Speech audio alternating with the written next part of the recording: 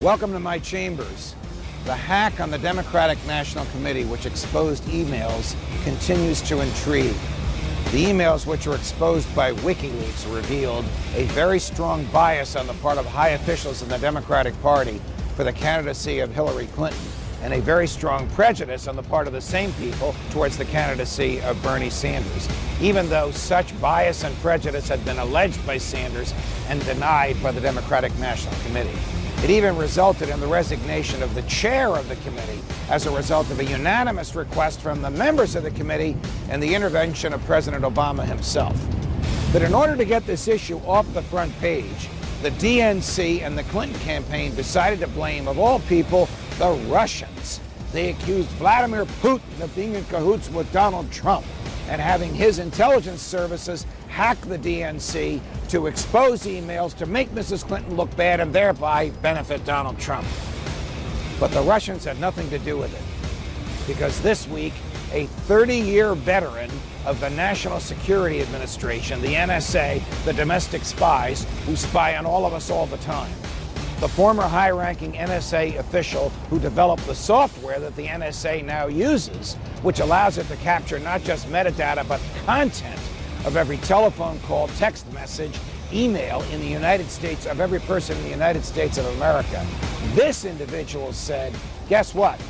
The NSA hacked the Democratic National Committee. Why would the NSA hack the DNC?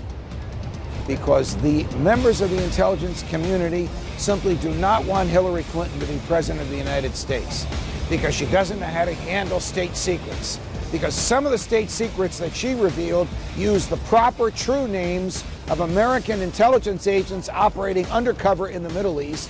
When they lost their covers, they ran for their lives, and some of them didn't run fast enough and lost their lives.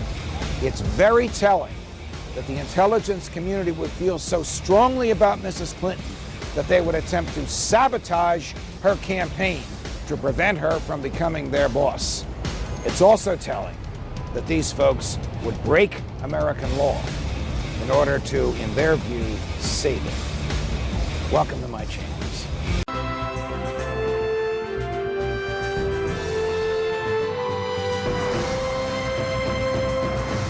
Does the government work for us, or do we work for the government? Tonight, what if the Constitution no longer applied? What if the whole purpose of the Constitution was to limit the government? What if Congress's enumerated powers in the Constitution no longer limited Congress, but were actually used as a justification to extend Congress's authority over every realm of human life? What if the president, meant to be an equal to Congress, has instead become a democratically elected, term-limited monarch? What if the president assumed that everything he did was legal just because he's the president? What if he could interrupt your regularly scheduled radio and TV programming for a special message from him? What if he could declare war on his own? What if he could read your emails and your texts without a search warrant? What if he could kill you without warning? What if Supreme Court justices no longer looked to the Constitution to determine the constitutionality of a law, but rather simply to what justices who preceded them thought about it? What if the rights and principles guaranteed in the Constitution have been so distorted in the past 200 years as to be unrecognizable by the founders?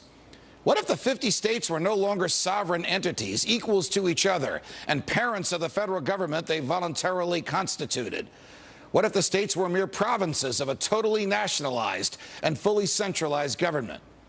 What if the Constitution was amended stealthily, not by constitutional amendments duly ratified by the states, but by the constant and persistent expansion of the federal government's role in our lives? What if the federal government decided if its own powers were proper and constitutional? What if the Constitution were no longer the supreme law of the land? What if you needed a license from the government to speak, to assemble, or to protest against the government? What if the government didn't like what you planned to say, and so it didn't give you the license? What if the right to keep and bear arms only applied to the government? What if posse comitatus, the federal law that prohibits our military from occupying our streets, were no longer in effect? What if the government considered the military an adequate dispenser of domestic law enforcement? What if cops looked and acted like troops and you couldn't distinguish the military from the police? What if you were not secure in your person, in your papers, and in your property? What if federal agents could write their own search warrants in defiance of the Constitution? What if the government could decide when you were and were not entitled to a jury trial? What if the government could take your property whenever it wanted? What if the government could continue prosecuting you until it got the verdict it wanted? What if the government could force you to testify against yourself simply by labeling you a domestic terrorist? What if the government could torture you until you said what the government wanted to hear? What if people running for president actually supported torture? What if the government tortured your children to get to you? What if government judges and government lawyers intimidated juries into convicting the innocent? What if the government could send you to your death and your innocence meant nothing so long as the government's procedures were followed? What if America's prison population, the largest in the world, was a cruel and unusual way for a country to be free? What if half the prison population never harmed anyone but themselves? What if the people had no rights except those the government chose to let them have? What if the states had no rights except to do as the federal government commanded? What if our elected officials didn't really live among us, but instead all had their hearts and homes in Washington, D.C.? What if the government could strip you of your rights because of where your mother was when you were born? What if the income tax was unconstitutional? What if the states were convinced to give up their representation in Congress? What if the government tried to ban you from using a substance in your body that is older than the government itself? What if voting didn't mean anything anymore because both political parties stand for big government? What if the government could write any law, regulate any behavior, and tax any event? The Constitution be damned. What if the government was the reason we don't have a Constitution anymore? What if you could love your country but hate what the government has done to it? What if sometimes to love your country you had to alter or abolish the government? What if Jefferson was right? What if that government is best which governs least? What if I'm right? What if the government is wrong? What if it is dangerous to be right when the government is wrong? What if it is better to perish fighting for freedom than to live as a slave? What if freedom's greatest hour of danger is now? Now, Governor Ventura, it's a pleasure. It's my pleasure, Judge. Keep up the great work. You're the only voice of reason out there. Well, thank you very much. I enjoyed reading the book, but it kept me up late at night because there were some things in here that terrified even me, and I call myself the night watchman of the government. What's the lesson of this? What do you want people to learn with 63 secret documents the government doesn't want you to know about? Well, first of all these documents in this book are in the public domain. Now, we broke no laws. They are out there. What I want the people to learn is what was terrifying to me, Judge, and depressing doing this book is that when you read some of these documents, you could substitute the word Nazi and it would work. What do you mean? Our behavior. Don't get me. The United States government. Government. Military, executive branch, Central Intelligence Agency. Don't get me wrong, we have many great people in government, honest people, patriotic people, but we also have evil in our government. All right, but we didn't mass exterminate people like the Nazis did. You're talking about an attitude. Wait. What about going down to Nicaragua and intentionally giving syphilis to 300 to 400 people so we could see if penicillin worked? That we know about. What about Operation Northwoods? Well, tell us about what the military wanted JFK to do in Miami in order to get rid of Castro. Well, the military wanted to use our CIA and the Joint Chiefs wanted to use our CIA and military to attack certain parts of the United States and make it look like Castro did it so that the country would get up in arms and support an invasion of Cuba. And what did JFK say about that? JFK told him to take a hike. And when JFK told them that he was going to pull troops out of Vietnam because he believed that that was a fruitless and immoral war, and I'm no defender of JFK, though in these two instances I agree with what we now know is his judgment, what did the military do? Or what happened after JFK was murdered that the military and LBJ did to shore up support for the Vietnam War? Well, they had what was called the Gulf of Tonkin incident.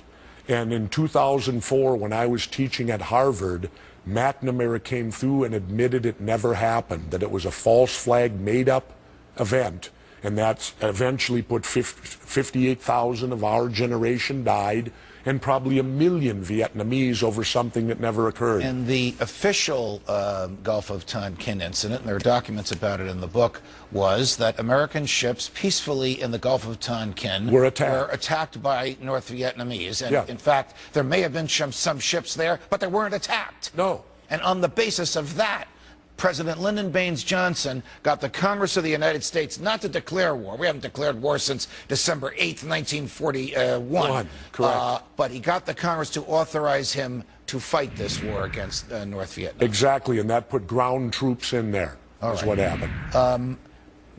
What's the big picture here? Why does the government lie? Why does the government kill? Why does the government hide this from us? Well, I don't know. You better ask them. You know what else?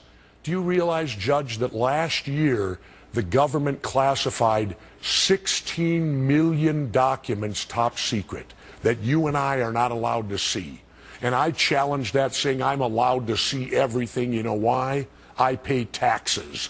And I have every right to know what they're spending my tax money on. Well, we know some of the things they're spending your tax money on because of WikiLeaks and Julian Assange. It is alleged that a private first class named Bradley Manning, who's probably being tortured by the military as we speak, we know there's psychological torture being visited on him, leaked this information to Assange, and Assange leaked it to the world. What do you think of WikiLeaks and Julian Assange? I think they're heroes. Absolutely. And what troubles me is, what was the first thing Bradley Manning released? He released the video of that helicopter chopper murdering people, just gunning them down. So now he's in prison, but these murderers are walking free. Well, why isn't he, and maybe this is a legal question that you should be asking me, why isn't he protected by the whistleblower laws? I mean, basically, he revealed that the government committed murder. He should be protected for that revelation, shouldn't he? Well, because I think that the whistleblower laws, they're there, but they don't exist, if you know what I mean. They put them out there to look good. Right now, whistleblowers are being prosecuted at the highest level ever. And it's clearly they're sending a message. You know what I had happen to me the other night? I had a New York City fireman come up to me and say, "Governor, thank you. You're talking for us on 9/11. I said, "Why don't you firemen that were there speak out?" "We can't. They'll take our retirements. They'll fire us. You're the one that's standing up for us firemen and telling the truth of 9/11. It's very interesting that people are worried about losing their benefits if they speak the truth. The truth used to be a premium in this country. Now you get punished for it. Yep. Now here's the very, very troubling news. The FBI knew that servers were wiped clean, that BlackBerries were smashed and destroyed, and that a laptop was lost in the U.S. mail. The FBI ought to have pursued Mrs. Clinton and the people around her for obstruction of justice, and it did not do so. That is exceptionally distressing. The case against her for failure to secure state secrets is overwhelming. Now the case against somebody, we don't know who, for obstruction of justice is overwhelming, and Megan, the FBI has done nothing. Someone, somewhere, it must be the White House, has restrained the FBI from doing its job.